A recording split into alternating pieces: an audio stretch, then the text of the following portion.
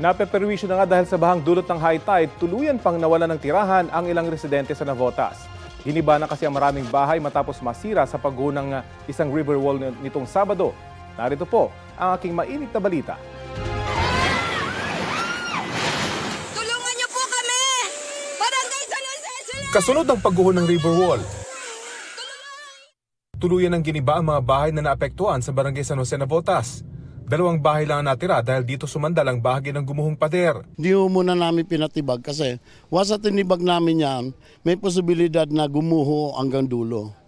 So nagkausap po kami nitong gagawa at isa nga kami na huwag munang tibagin yan. Pag nasimentohan na lang po nila, saka namin titibagin.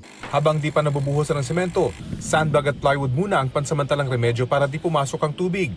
Ang lokal na pamahalaan, inspeksyonin daw ang iba pang bahagi ng river wall para makita kung may iba pang bahagi ang nanganganib na ring masira. Siguro sa tagal po ng panahon na laging dinadaanan ng mga malalaking barko, so talagang lumambot na. Sinabi ko nga po dito sa shipping line na to na may posibilidad na if ever dito o yung sa dulo, baka ganyan din mangyari. Si Dennis dito na raw ipinanganak, lumaki at nagkapamilya at naranasan na rin masira ang river wall malapit sa kanyang bahay noong nakaraang taon. Parang tinapalan lang yata, hindi ko sure, parang ganun lang eh. Umabot ng kulang 1 taon uli eh.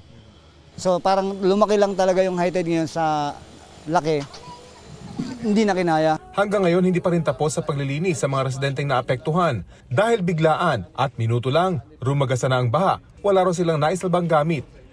Malaking tulong sana para hindi na maulit ang lubhang pagtaas ng tubig kung naayos na ang nasirang Navotas Navigational Gate na dapat makukumpleto ngayong araw.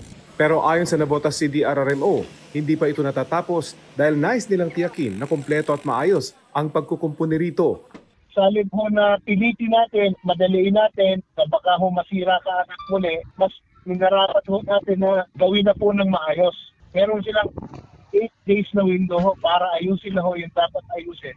Kasi ngayong panahon ito, hanggang July 8, mababa po yung high tide, kaya mas makakakilos po sila.